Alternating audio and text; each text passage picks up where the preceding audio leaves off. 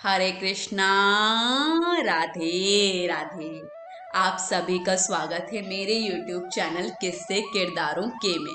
और आज की कहानी का शीर्षक है नीले रंग की चूड़ियां। तो आइए कहानी शुरू करते हैं। बाबा विठल दास किशोरी जी ठाकुर जी के अनन्य भक्त थे। बाबा हर वक्त उनकी निकुंज लीलाओं का ही स्मरण किया करते थे। किसी भी सांसारिक व्यक्ति से ज्यादा देर बात नहीं किया करते थे, क्योंकि उन्हें लगता था कि किसी भी सांसारिक व्यक्ति से ज्यादा देर तक बोलना ठाकुर जी से ध्यान हटाने के बराबर है। इसलिए हमेशा आंखें मूंदे श्री राधा कृष्ण की युगल छवि का ध्यान करते थे। बाबा श्री कृष्ण भगवान को पुत्र भाव से मानते थे और हमेशा उन्हें मेरा लाला और किशोरी जी को मेरी लाडली कहकर पुकारते थे। एक दिन बाबा विठल दास जी अपने घर के बाहर बैठे किशोरी जी का ध्यान कर रहे थे।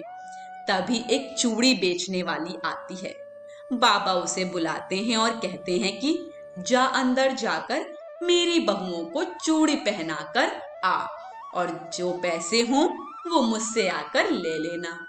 तब चूड़ी बेचने वाली अंदर चली गई और थोड़ी देर बाद बाहर आई और बोली, बाबा 8 रुपए हुए। बाबा ने पूछा, 8 रुपए कैसे हुए?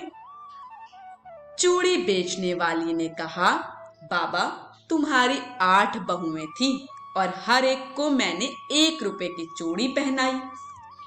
बाबा बोले, लेकिन मेरे तो 7 बेटे हैं और उनकी 7 बहुएं हैं, फिर ये 8 बहुएं कैसे?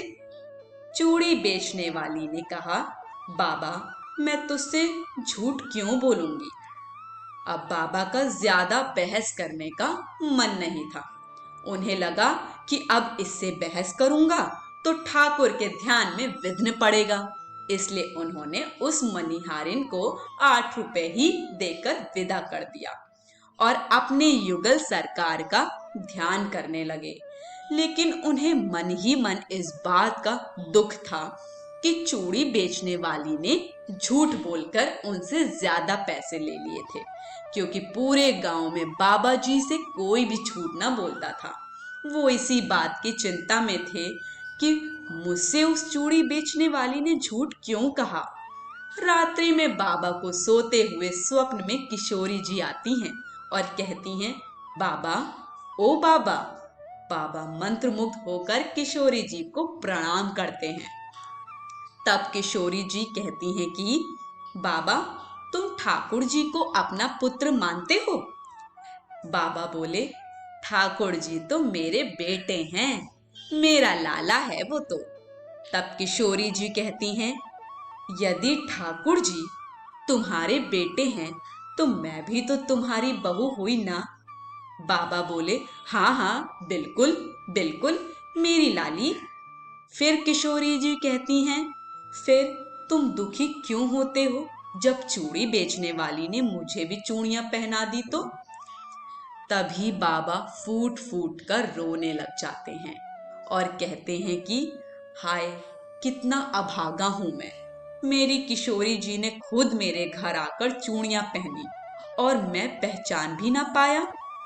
तभी किशोरी जी अंतर ध्यान हो जाती हैं और बाबा की नींद खुल जाती है और फिर अगले दिन वो चूड़ी बेचने वाली उनके घर पर फिर से आती है और बाबा कहते हैं कि आगे से 8 जोड़ी चूड़ियां लेकर आना और मेरी सबसे छोटी बहू के लिए नीले रंग की चूड़ियां लाना।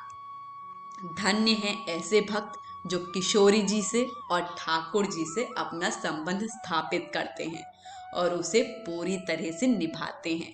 आज की कहानी यहीं समाप्त होती है। कहानी पसंद आई हो तो अपना फीडबैक हमें कमेंट सेक्शन में देना मत भूलिएगा। वीडियो को ज़्यादा से ज़्यादा लाइक शेयर करिएगा और चैनल को सब्सक्राइब करना तो बिल्कुल मत भूलिएगा। सभी को हरे कृष्ण, राधे राधे।